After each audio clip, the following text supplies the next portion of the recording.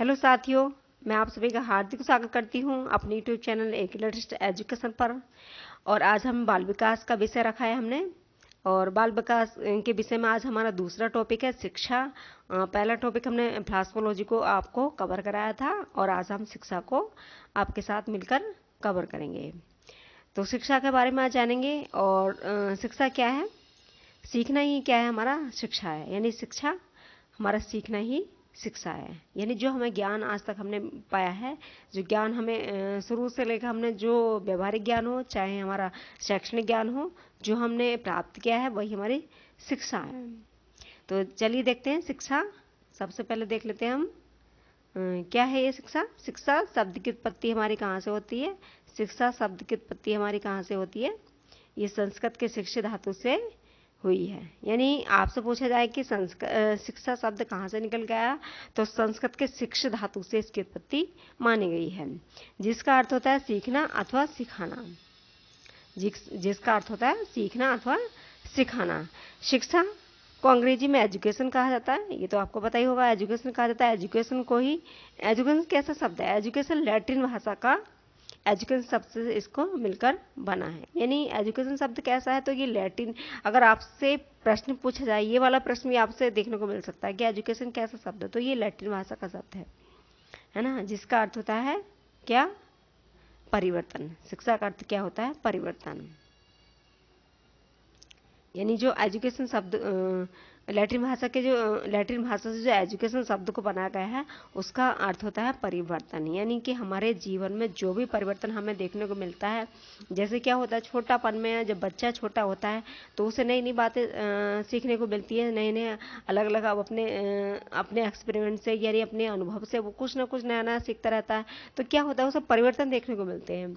वो पहले कैसे बोलता था, बाद में कैसे बोला है, और मतलब उसने क्या सीखा है, स्कूल से क्या पाया है। क्योंकि बच्चे कभी कभी होते हैं नई बड़ी चंचल भाषा निकाल के लेकर आते हैं, कई नए नए वर्ड्स हमारे लिए अच्छे लगते हैं, जो कि हमें बहुत महसूस करते हैं वो। तो उनका क्या है, वो परिवर्तन है। यानी कि परिवर्तन कैसा हुआ, शिक्षा से, सीखने से। ये बच्चा छोटा था, कुछ अलग अलग उसने सीखा खिलौनों के द्वारा या फिर अपना कुछ बोल कर द्वारा अपने परिवर्तन उसके जीवन में आए। वो परिवर्तन कैसे हुए, वो परिवर्तन हमारे शिक्षा से मिले, यानी सीखने से मिले। यानी क्या हुआ, सीखना ही क्या है, हमारा परिवर्तन है ना। मैं समझ रही हूँ आपके पास समझ में आई होगी कि सीखना ही क्या है, हमारा परिवर्तन है। चाहे बच्चा छोटा हो या बड़ा हो या फिर आप जो भी कुछ हैं, क्या है, हमेशा परिवर्तन के में बदलते रहते हैं। क्योंकि शिक्षा ही क्या है, हमारा शिक्षा से ही हमारे अंदर परिवर्तन पैदा होता है, और शिक्षा का स्वरूप ही क्या है, परिवर्तन है। चलिए आगे चलते हैं, इसको देख लेते हैं। इसको डिफाइन किया गया है। और एजुकेशन बना है एजुकेटम से, यानी इसको क्या है, एजुकेटम से बना है। और एजुकेटम तो दो भागों में इसको निकाला गया है, ई प्लस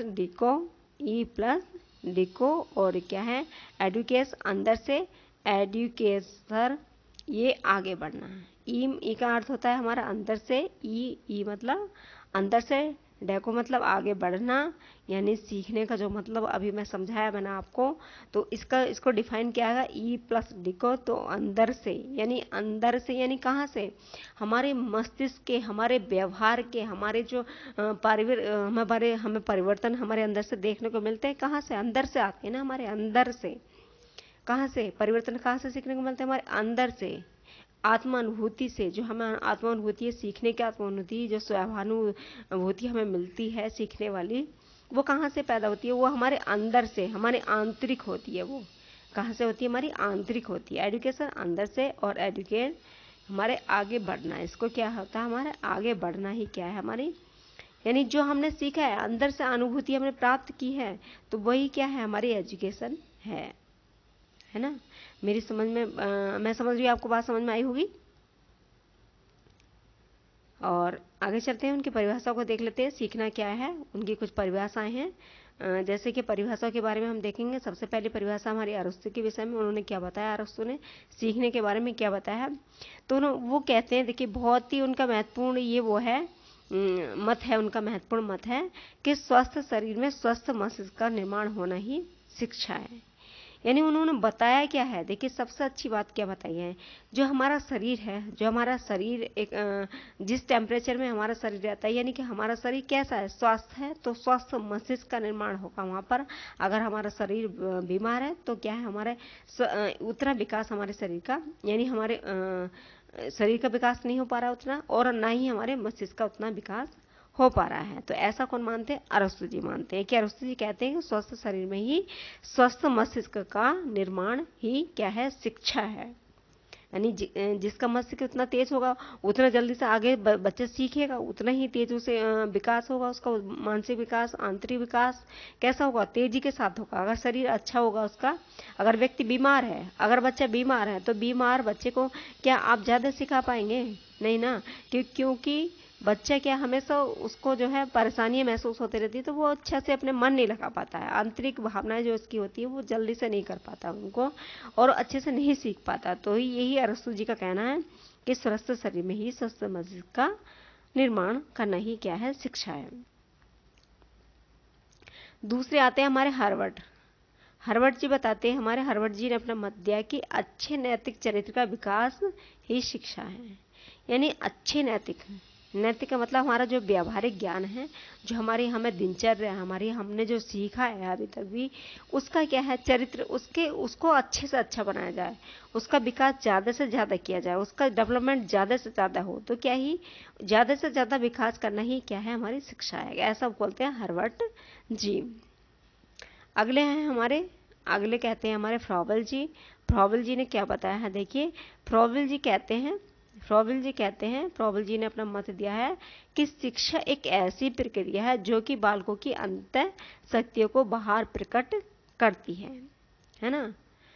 अंतः क्रिया क्या होगी, जैसा कि अभी छोटा बच्चा है, छोटा बच्चा अपने खिलौने को लेकर आया, बड़ा खुशी से लेकर आया उस खिलौने को, ठीक है, खिलौने को लाकर खेलता है, फिर उसको तोड़ देता है, तोड़ने के बाद उसको फिर जोड़ता है, जोड़ने क्या है, तो उसकी जो अंदर की जो भावना है ना, उसके अंदर की मन की जो जितनी उसकी प्रतिक्रियाएं चली ना, वो सब बाहर निकल के आई, क्योंकि बच्चा क्या है, खिलौना बड़ा खुशी से लेकर आया, फिर उसको उसने खेला भी, फिर तोड़ा भी, उसको तोड़कर फिर उसने जोड़ा, तो उसकी जो मन की भावनाएं थी ना, मन की अंदर की विचार थे उसके सब वो बाहर आ गए, है ना, उसकी अनुभूतियां जो थी वो सब बाहर आ गई। तो ऐसा मानते हैं फ्रॉबल जी, शिक्षा एक ऐसी प्रक्रिया जो कि बालकों की अंतः शक्तियों को बाहर प्रकट करती है ना। और कोई भी बच्चा है उसके अंदर कोई अच्छी बात निकल कर आ रही है तो अपने मम्मी पापा से एकदम बोलेगा ना, वो तो क्या हो गया, उसका बाहर निकल गया है वो, ऐसा फ्रॉबल जी मानते हैं। आगे देखें, आगे अगले नंबर है हमारा चौथा, महात्मा गांधी जी बताते हैं अपने मत में। महात्मा गांधी जी कहते हैं कि शिक्षा से मेरा तात्पर्य बालक एवं मनुष्य के शरीर एवं मस्तिष्क एवं आत्मा के सर्वोत्तम विकास से है। यानी महात्मा गांधी मानते हैं कि शिक्षा से जो मेरा कहना है, शिक्षा जो है वो बालक और मनुष्य के शरीर एवं मस्तिष्क और आत्मा के सर्वोत्तम विकास से ही होता है।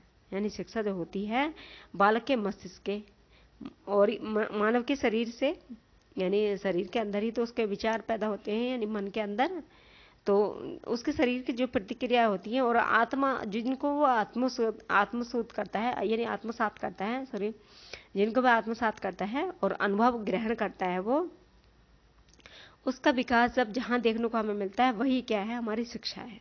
ऐसा कौन मानते हैं, महात्मा गांधी जी मानते हैं। चलिए आगे देखते हैं, अगला हमारा पॉइंट है मनोविज्ञान। शिक्षा मनोविज्ञान क्या है, देखिए सबसे पहले हम जानेंगे शिक्षा मनोविज्ञान है क्या, उसके बारे में हम जान लेते हैं। शिक्षा मनोविज्ञान जो है, मनोविज्ञान को शिक्षा से जोड़ने का जो कार्य किया था वो एल्बर्ट एल थर्नाइक ने किया था। यानी शिक्षा जो बालक के मनो के विचारों को और शिक्षा में परिवर्तित कर दिया, वो कौन थे, हमारे एल्बर्ट थर्नाइक थे, है ना, एल्बर्ट एल और थर्नाइक थे। उन्होंने सर्वोत्तम शिक्षा को मनोविज्ञान एजुकेशन फिलॉसफोलॉजी पुस्तक नामक उन्होंने पुस्तक ली थी, सर्वप्रथम जो शिक्षा उन्होंने पुस्तक लिखी थी अपनी, कौन सी, एजुकेशन फिलॉसफोलॉजी। तो इसी पुस्तक के कारण उन्हें उनकी पुस्तक को पढ़ा गया, उनकी पुस्तक को समझा गया, उनकी जाना गया, तो उसी आधार पर थर्नाइक जी को शिक्षा मनोविज्ञान का जनक कहा जाता है, क्योंकि उन्होंने ऐसे विचारों को प्रस्तुत किया जिससे उन्हें साबित कर हो गया कि शिक्षा क्या है, मनोविज्ञान है। शिक्षा का मनोविज्ञान किसको माना जाना चाहिए भाई? थर्नडाइक को मानना चाहिए, क्योंकि उनके विचार ऐसे थे जो उन्होंने उसको साबित कर दिया शिक्षा क्या है, एक मनोविज्ञान है। तो मनोविज्ञान के द्वारा हम क्या करेंगे? व्यवहार का हम अध्ययन करेंगे। ऐसा कौन कहते हैं? थर्नडाइक जी कहते हैं कि मनोविज्ञान के द्वारा ही हम व्यवहार का अध्ययन किया जाता है और शिक्षा के द्वारा उसमें परिवर्तन को लाया जा सकता है। कि परिवर्तन कैसे लाया जा सकता है? शिक्षा के द्वारा ही तो परिवर्तन लाया जा सकता है। कुछ सीख कर ही तो परिवर्तन किए जा सकते हैं। और जब व्यक्ति सीखेगा ना तो परिवर्तन कैसे होगा उसमें? तो परिवर्तन शिक्षा के द्वारा ही, उसमें सीखने के द्वारा ही क्या है, परिवर्तन लाए जा सकते हैं। ऐसा कौन मानते हैं? हमारे थर्नडाइक जी कहते हैं। आगे चलते हैं। अगली कुछ और परिभाषाएं हैं। According to Crow and Crow. अब अकॉर्डिंग क्रो एंड क्रो के अनुसार हम देख लेते हैं वो क्या कहना चाहते हैं, अपनी बात को कैसे रखते हैं। वो कहते हैं कि शिक्षा मनोविज्ञान व्यक्ति के जन्म से वृद्धावस्था तक सीखने के अनुभवों का वर्णन करना तथा व्याख्या करना ही क्या कहलाता है? हमारा शिक्षा कहलाता है। वो कहते हैं कि शिक्षा मनोविज्ञान व्यक्ति ने जो जन्म से लेकर जब बच्चा पैदा हुआ है उससे क्या कर रहा है? बच्चा लगातार सीख रहा है, और जब वृद्धावस्था तक पहुंच जाता है तब तक भी क्या करता है? वो सीखता रहता है। ज्ञान को क्या करता है? वो सीखता रहता है। हमेशा सीखना जो कभी कम नहीं होता है। और सीखने से जो जो उसने अनुभव प्राप्त किए हैं, जो जो उसने पाया है, जो जो उसे ज्ञान मिला है, उसी का वर्णन तथा व्याख्या वो करता है। ऐसा कौन मानते हैं? हमारे क्रो मानते हैं। अगले देखेंगे according to Skinner. According to Skinner हमारे अगले कहते हैं, स्किनर जी बताते हैं कि शिक्षा क्या है? शिक्षा मनोविज्ञान मानवीय व्यवहार का शैक्षिक परिस्थितियों का अध्ययन करता है। यानी शिक्षा क्या होता है? हमारा शिक्षा जो मानवीय व्यवहार है, हमारा जो मानव का व्यवहार है, जो मानव दिनचर्या की जो प्रतिक्रियाएं हैं उसकी, जो पूरे दिन के व्यवहार जो उसका रहता है, वो क्या है? शैक्षिक परिस्थितियों का उसका। देखिए अगर अच्छा व्यक्ति क्या है? अच्छा व्यक्ति अच्छी सोसाइटी में रहता है तो उसका अच्छा नॉलेज होगा, और जो व्यक्ति बाहर गलियों में गंदी जगह घूमता है तो उसका क्या होगा? गंदा व्यवहार होगा ना। तो गंदा व्यवहार ही क्या है यहाँ पर? उसका अलग परिस्थिति में उसको डाल दे रहा है।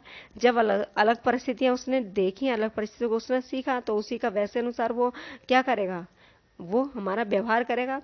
तो व्यवहार करेगा। अच्छा और गलत व्यवहार का यहाँ पर क्या होता है? यहाँ पर उसको डिफाइन कर दिया जाता है, उसको बांट दिया जाता है। अच्छे लोगों में बैठना, अच्छी संगति, जब भी तो बताया जाता है कि अच्छी संगति में रहना चाहिए, है ना। जब भी तो कहा जाता है कि अच्छी संगति में रहना चाहिए। तो यही क्या है उसका? उसी का कारण यही है। उसका कारण कौन है? यही है कारण उसका कि शैक्षिक परिस्थितियों का अध्ययन ही हमारा क्या है? शिक्षा मनोविज्ञान है। अब अगले आते हैं अकॉर्डिंग टू हमारे स्टीफन। अब स्टीफन जी क्या कहते हैं उनको देख लेते हैं। स्टीफन कहते हैं हमारे शिक्षा मनोविज्ञान शैक्षणिक विकास का क्रमिक अध्ययन है ना। वो कहते हैं कि स्टीफन कहते हैं कि शिक्षा मनोविज्ञान जो भी है वो शैक्षणिक विकास का क्रमिक अध्ययन है। यानी कि बच्चा शुरू से कैसे कैसे सीखता है, धीरे करके सीखता है ना। धीरे करके सीखता है तो धीरे उसके व्यवहार में परिवर्तन होते चलते हैं। जैसे कि पहले कभी माँ बोलता है, फिर वो अपने पापा बोलता है, फिर अपने परिवार का पूरे का नाम लेने लग जाता है, फिर परिवार का नाम लेने लग जाता है, फिर वाक्य में बोलने लगता है। वाक्य में बोलने के बाद उसका पूरे बड़े बड़े वाक्य बोलने लग जाता है। तो ये क्या है? हमारा परिवर्तन है। ये क्रम से है ना। ये क्रम में दिखाया गया, उसको क्रम से बताया गया उसको। तो क्रमिक अध्ययन ही क्या है? हमारा शैक्षणिक विकास जो हमारा हो रहा है वो शिक्षा मनोविज्ञान है। ऐसा कौन बोलते हैं? स्टीफन बोलते हैं। स्टीफन जी ऐसा बोल रहे हैं कि शिक्षा शैक्षणिक विकास का क्रमिक अध्ययन है। अब अगला पॉइंट देखेंगे हम। अगला पॉइंट है हमारा क्या है? अगला टॉपिक हमारा पॉइंट अगला बाल मनोविज्ञान। अब देखिए बाल मनोविज्ञान से जानेंगे। अब तो हमने जाना सबके बारे में, अभी तक तो हमने सबके विषय में जाना। आप जानेंगे बाल मनोविज्ञान, यानी बालक से जुड़ी हुई जितनी बातें हैं वो क्या है। अब यहाँ बताया गया बाल मनोविज्ञान बालक के विकास के विभिन्न पक्षों का अध्ययन यहाँ पर किया जाता है, और जीन पियाजे को बाल मनोविज्ञान का जनक कहा जाता है। देखिए अभी आपसे पूछा जाए प्रश्न कि बाल मनोविज्ञान के जनक कौन है, तो आप किसको मानेंगे? जीन पियाजे जी को, क्योंकि उन्होंने ही अपने शोधों से उनको साबित कर दिया है कि बाल मनोविज्ञान क्या है, और उन्होंने उसको इसलिए उनको जनक मान लिया गया है। तो अगला पॉइंट देखेंगे हम। अगला पॉइंट है हमारा अभिवृद्धि और विकास। अभी मैं समझती हूँ इतनी बातें आपको समझ में आ रही होंगी, और अभी आपको कहीं भी डाउट है तो आप मुझे कमेंट बॉक्स में लिखें और बताएं वीडियो कैसी लग रही है। वीडियो अच्छी लग रही है तो अभी आप मुझे बताएं वीडियो अच्छी लग रही है, और आपको कैसी वीडियो लग रही है, कैसा चाहिए आपको, वो भी मुझे कमेंट बॉक्स में लिखकर आप बताएं। तो चलिए अगला पॉइंट है हमारा अभिवृद्धि और विकास। अभिवृद्धि और विकास, growth and development. Growth and development. तो सबसे पहले हम जानेंगे अभिवृद्धि क्या है। अभिवृद्धि हमारी क्या होती है, यानी कि जब हमारा जब जीवन था, यानी जब हम बच्चा, या ऐसा मान लेते हैं कि जब बच्चा पैदा होता है तो क्या होता है, उसको छोटा बहुत कम उसके छोटे छोटे हाथ पैर, छोटे छोटे सब उसका शरीर होता है पूरा। तो अब क्या है, धीरे धीरे धीरे धीरे उसमें विकास होता चला जाता है। विकास जब होता चला जाता है तो बड़ा रूप आने लगता है उसका, हर चीज़ उसकी बड़ी होने लगती है, पूरा शरीर उसका डेवलपमेंट हो जाता है। तो जब डेवलपमेंट होता रहता है ना, तो एक सीमा तक उसका डेवलपमेंट होता रहता है ना। एक सीमा तक, मतलब उसकी जो एज है, उसका जो विकास, जितनी उसकी लंबाई बढ़नी थी, जितने उसके बाल बढ़ने थे, जिसके उसके नाक पैर, जितने भी मतलब शरीर का जितना भी बॉडी का पार्ट उसका बढ़ना था, वो एक क्या है, अभिवृद्धि है ना। वो क्या है, मैं समझती हूँ समझ में आ रहा होगा आपके। और जितना भी उसका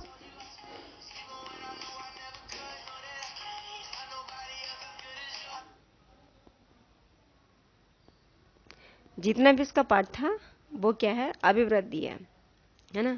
जो भी उसके शरीर ने ग्रोथ किया है, जो भी उसके शरीर ने मतलब विकास किया है,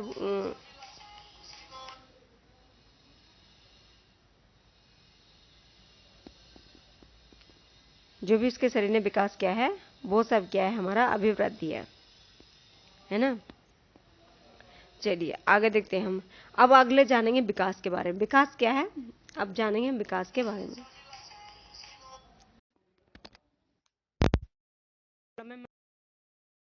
अब देख लेते हैं हम। अब दूसरा टॉपिक हमारा, दूसरा पॉइंट हमारा अभिवृद्धि और विकास, है ना।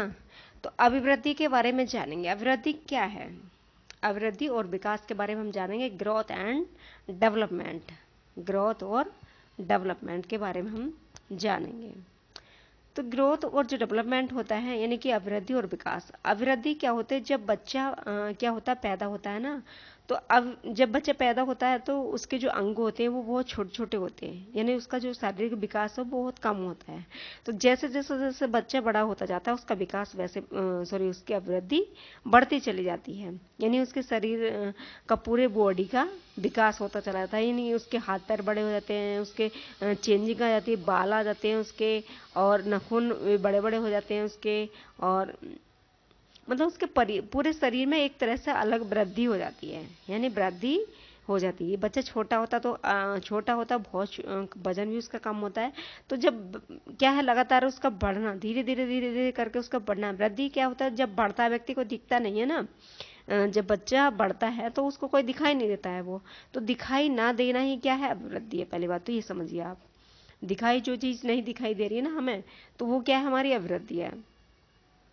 दूसरे हमारा लगातार लगातार हमारे शरीर को अंगों का बढ़ना, हमारे हर बॉडी में पूरे चेंजिंग होने हमारे, तो ये सब क्या है, हमारी अभिवृद्धि है ना। ये सब हमारी अभिवृद्धि है। और विकास, विकास के बारे में देख लेते हैं। विकास क्या है, तो विकास जो है, विकास जो होता है हमारा, जैसे क्या, विकास हमने जन्म से लेकर, जब हमने जन्म लिया और जब तक हम मरे तब तक हमारा विकास चलता रहता है। जैसे क्या, कोई नई चीज़ आ गई हमारे पास, नया पेन है, नई हमारी क्या है, नया फ़ोन है हमारा, नई कोई चीज़ आई है हमारे पास, तो हम क्या करेंगे, उसको सीखते रहते हैं लगातार, कुछ ना कुछ नई चीज़ें सीखते रहते हैं, कुछ ना कुछ नया देखा हमने, नया सीख लिया, उनको देखकर उनसे कुछ नई बातें जान ली। तो ये सब क्या है, ये हमारा सब विकास है। तो विकास और अभिवृद्धि में दोनों में बड़ा ही अंतर है, और अभिवृद्धि क्या कहते हैं, विकास का ही एक अंग है। विकास पूर्णतः क्या होता है, विकास पूर्णतः एक सूचक होता है किसका, अभिवृद्धि का। यानी दोनों क्या है, आपस में जुड़े होते हैं, है ना। दोनों कैसे होते हैं, जुड़े हुए होते हैं दोनों। अभिवृद्धि एक समय के लिए रुक जाती है, अभिवृद्धि दिखाई भी नहीं देती है, विकास हमारा दिखाई देता है ना, विकास हमारा दिखाई देता है, यानी कितनी मात्रा में विकास। अब जैसे दिमाग का विकास हुआ, हमारे दिमाग ने हमारा कितना काम किया, हमने कितना गुणा भाग किया, तो ये सब हमारा तुल जाएगा, है मन उसको नाप तोल लेंगे हम। तो अभिवृद्धि, सॉरी, हाँ सॉरी गलत हुआ, अभिवृद्धि को हम तोल लेंगे लेकिन विकास को हम तोलेंगे नहीं। देखिए थोड़ा सा जानेंगे, अभिवृद्धि जो हम उसको तोल लेंगे और विकास को हम उसको तोल नहीं पाएंगे। विकास हमारा क्या है, धीरे धीरे हमारा विकास होता रहेगा, है ना। अभिवृद्धि जो एक समय के लिए आएगी और कुछ समय तक वो रुक जाएगी।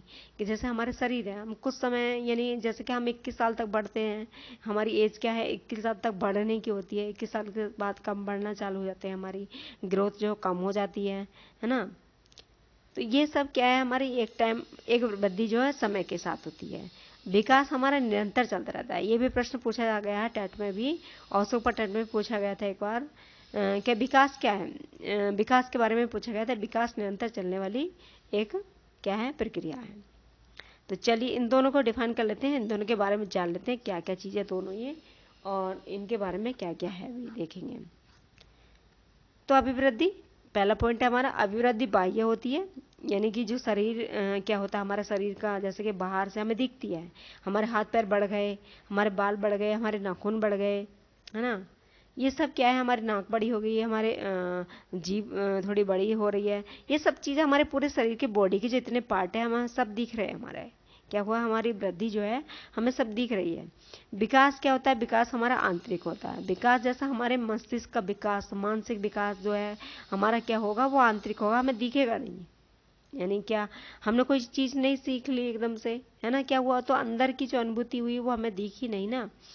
तो जब दिखी नहीं तो यही तो हमारा विकास है। तो ये जो है कभी दिखने वाली चीज़ नहीं है, ये आंतरिक होता है। दूसरा पॉइंट देखें हम, अभिवृद्धि। अभिवृद्धि एक समय पर आकर रुक जाती है ना, एक समय पर आकर रुक जाती है। विकास जो है निरंतर चलता रहता है, वो कभी भी रुकने वाला नहीं है, वो जीवन पर्यंत चलता रहता है। विकास हमेशा सीखने वाली चीज़ें जो होती है ना, हमारे जो ज्ञान, जैसे हमें इसमें ज्ञान रखे, ज्ञान हमें कभी भी ऐसा नहीं पूरा होता कि हमारे अंदर ज्ञान पूरा हो गया। हमारे अंदर कभी भी ज्ञान का भंडार पूरा नहीं होता है। ज्ञान का इतना अथाह भंडार है जो कभी पूरा होता ही नहीं है। तो ज्ञान को कितना भी सीखा जा सकता है, ज्ञान को जीवन पर्यंत तक कितना भी बढ़ाया जा सकता है। देखिए आगे चलेंगे थर्ड पॉइंट पे। थर्ड पॉइंट है हमारा, अभिवृद्धि में होने वाले परिवर्तन मात्रात्मक होते हैं, अर्थात इन्हें मापा जा सकता है। लेकिन विकास में क्या होता है, विकास में इनको मापा नहीं जा सकता, इनके जो है ये गुणात्मक होते हैं, ये गुण में दिखाई देते हैं हमें। अब जैसे कोई व्यक्ति बहुत तेज है, पढ़ने में फर्स्ट आया, क्लास में टॉपर है, तो उसका गुण है, उसे हमें दिखा तो सही लेकिन उसके गुण के रूप में दिखा हमें, है ना। उसका जो गुण निकल के आया, या किसी के अंदर व्यक्ति एकदम किसी की कैचिंग पावर इतनी तेज है, कैचिंग किसी चीज़ को, हर चीज़ को एकदम पकड़ लेता है व्यक्ति, है ना। तो जब वो किसी व्यक्ति वो किसी भी चीज़ को एकदम से अपने टच में ले लेगा ना, तो वो क्या होगा, उसका जो विकास है ना, वो विकास हमें दिखने, मतलब वैसे दिखा लेकिन गुणात्मक दिखा, ठीक है, उसको गुणात्मक दिखा उसका विकास। आगे चलेंगे, आगे अगला पॉइंट है हमारा, अभिवृद्धि का। अभिवृद्धि का कोई लक्ष्य नहीं होता, अभिवृद्धि का कोई लक्ष्य नहीं होता, और दिशा भी नहीं होती कोई भी, यानी किसी दिशा में मतलब एक ही दिशा में चलता है व्यक्ति, यानी हमारे पैर बढ़ेंगे तो सीधे तो बढ़ेंगे ना, कोई टेढ़े मेढ़े थोड़ी ना बढ़ते हैं। तो यही बात है, अभिवृद्धि जो होती है हमारा, उसका एक लक्ष्य एवं उसकी एक दिशा नहीं होती। तो मैं समझ रही हूँ, आगे देखेंगे इसमें। विकास में देखेंगे, विकास का लक्ष्य दिशा दोनों होते हैं, विकास में लक्ष्य और दिशा दोनों होते हैं। और विकास मत्स्योन्मुखी होता है, मत्स्योन्मुखी प्रक्रिया है, जिसको जो क्या है पैर से लेकर हमारी पैर, सिर से हमारी पैर की ओर होती है और केंद्र से परिधि की ओर होती है। यानी कि बच्चा जो होता है, सिर का विकास उसका पहले होता है, फिर उसके पैरों का विकास होता है। सबसे पहला जो बच्चे का भ्रूण बनता है ना, भ्रूण में सबसे पहला उसका सिर बनता है, सिर का विकास सबसे पहला होता है, पैरों का विकास, बाकी अन्य शरीर का विकास उसका पैरों की तरफ बाद में होता है। यानी कि उसको कह रहे हैं कि केंद्र से जो पहला उसका केंद्र बनता है, फिर उसकी परिधि बनती है। तो ये सब विकास था, यह अभिवृद्धि थी। मैं समझती हूँ आपकी समझ में आया होगा। अच्छे से समझ में आ गया होगा। और अभी भी आपको कोई और ऐसा लग रहा है अभी नहीं कुछ अच्छा मिला हमें, तो मुझे कमेंट बॉक्स में लिखकर बताइए उसको। मैंने अपनी तरफ से पूरी कोशिश की हर पॉइंट को आपको समझाने की, और मैं समझती हूँ समझ में आ गया होगा आपके। चलिए आज की वीडियो में इतना ही, और कल एक नई वीडियो के साथ फिर मिलेंगे। तब तक के लिए धन्यवाद।